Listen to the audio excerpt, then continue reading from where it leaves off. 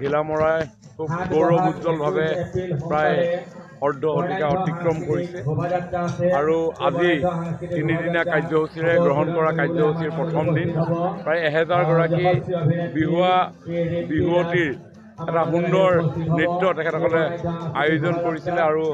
আমি খন্তেক পূৰ্বে এই নৃত্য উপভোগ কৰিলোঁ। আমি সকলোৱে জানো বিহু বুলি ক'লে এটা সুকীয়া মাদকতা আছে, বিহুৰ মাজত অপূৰ্ব সম্ভাৱনা লুকাই আছে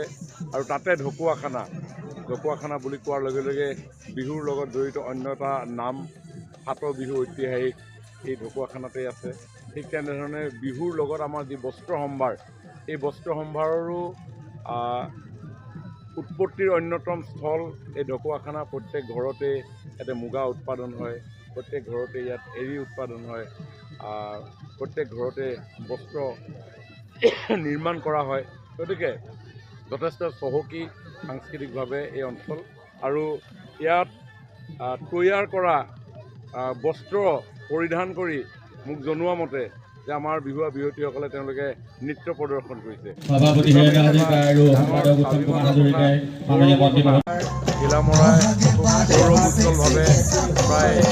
অৰ্ধ শতিকা অতিক্ৰম কৰিছে আৰু আজি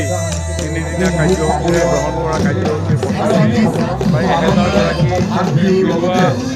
বিহুৱতীৰ এটা সুন্দৰ নৃত্য তেখেতসকলে আয়োজন কৰিছিলে আৰু আমি খন্তেক পূৰ্বে এই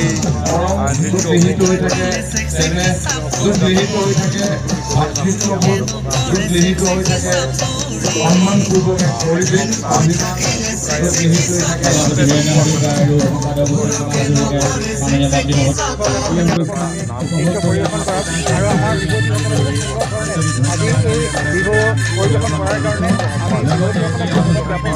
আৰু তাৰ লগতে অসম চৰকাৰৰ মাননীয় মন্ত্ৰী লগতে আমাৰ এই সমষ্টিৰ বিধায়ক নৱকুমাৰ দলে ডাঙৰীয়া ইয়ালৈ আহি আমাৰ অনুষ্ঠানটিৰ কষ্ট বৃদ্ধি কৰাৰ কাৰণে আমি দুয়োগৰাকী ব্যক্তিগত